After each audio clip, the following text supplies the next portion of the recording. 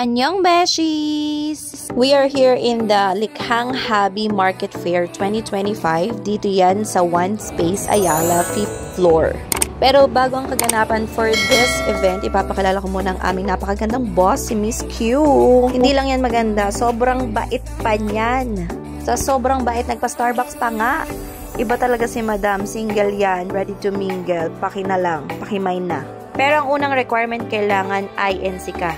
So ito na nga, kinuha tayo ni Miss Q para sa event na ito as exhibit coordinator. So mamaya magbabantay tayo ng tindahan.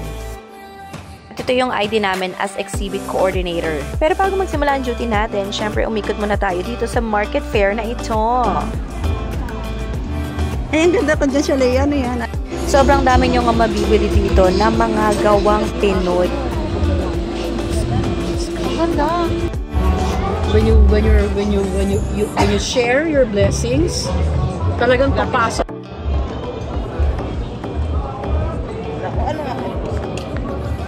Sabi niya mga oras. One payment na lang. Ay, yung kiss na ito, oh. Ang ganda. Cute, eh.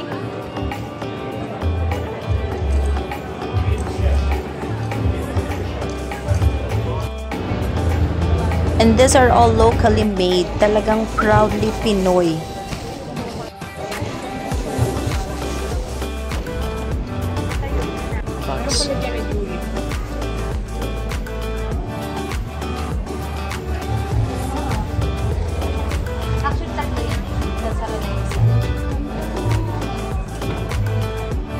And these stores, karamihan, owned by mga sikat na mga designers, mga models, artista, ganon.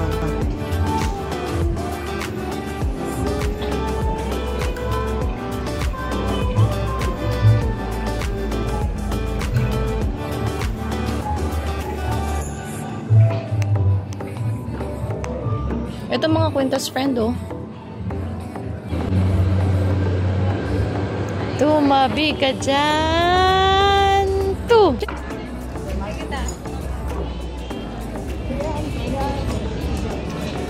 Kinakausap na naman si Self.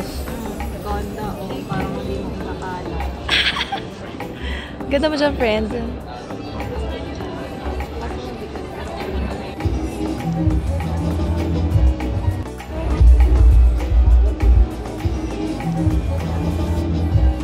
And as exhibit coordinator, inatasan kami na magbantay nitong mga tela na to. Lahat ng telang nakikita nyo dito are all entries for the 8th Lourdes Montanola Piña Weaving Competition. Yes, you heard it right. Lahat yan ay gawa sa pinya.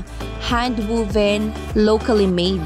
Imagine, bawat isang peraso ay pinagpagura ng ating mga weavers for 2 weeks hanggang 6 months. Kung titignan nyo mabuti yung mga designs, hindi yan borda, hindi yan hand-painted. Lahat yan ay made from pinya itself, na tinatawag nilang pinya suksok. Even the colors are all naturally made. Galing yan sa mga dinikdik at dinay na mga crops, fruits, insects, at madami pang iba. Diba amazing? At ang bawat isang tela na to, nagkakahalaga lang naman ng 20,000 hanggang 78,000 pesos. So as exhibit coordinator, kailangan naming bantayan itong mga telang to. I-make sure na walang hahawa kasi this is only one of its kind. Yung mga viewers hindi pwedeng pumasok. Just appreciate it from a specific distance. At syempre, explain sa kanila saan galing, sino yung mga designers or weavers, kano yung presyo if they want to purchase, at i-assist sila. and even Mrs. Montenola herself, the FEU chairwoman, sponsor of this competition, and who loves pinyo weaving, is here to appreciate the work of art. Ito namang friend natin si Abby, naka-assign siya dun sa kabila sa Fort Eloisa Gomez Abaka Weaving Competition. Yes, ito naman yung mga gawang abaka. Malaki nga tong event na to, kaya kabilaan din ng interviews. We also have a few ASEAN members from Myanmar. Hindi mo na nga iisipin na main behind siya. Akala mo, Shoutout nga pala sa nagbigay ng kape from Cafe Flo. Thank you so much! Wow, it's so nice! It's so pretty, no? How can I help you? Who made this one, the number 5? Number 5? Yes. Infinity Heart. Let me check the price.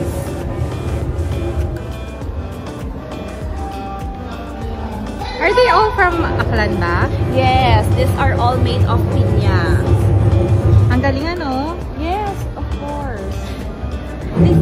Please take time to appreciate them. While I'm taking my time to check. How about this number 3? Can you check this number 3 as well? Yes, number 3. Number 3 is for 48,000. Ah, that's too expensive, ha? Amazing!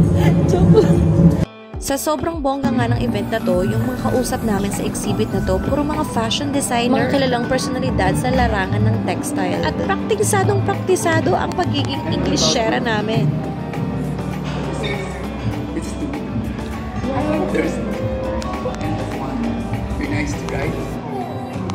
Sobrang saya na experience namin for this event, and it's an honor na makasalumuhan namin ang mga fashion icon kagaya ni Sir Philip from Piadit, mga kilalang personalidad at ang ating mga weavers. Congratulations po sa inyo!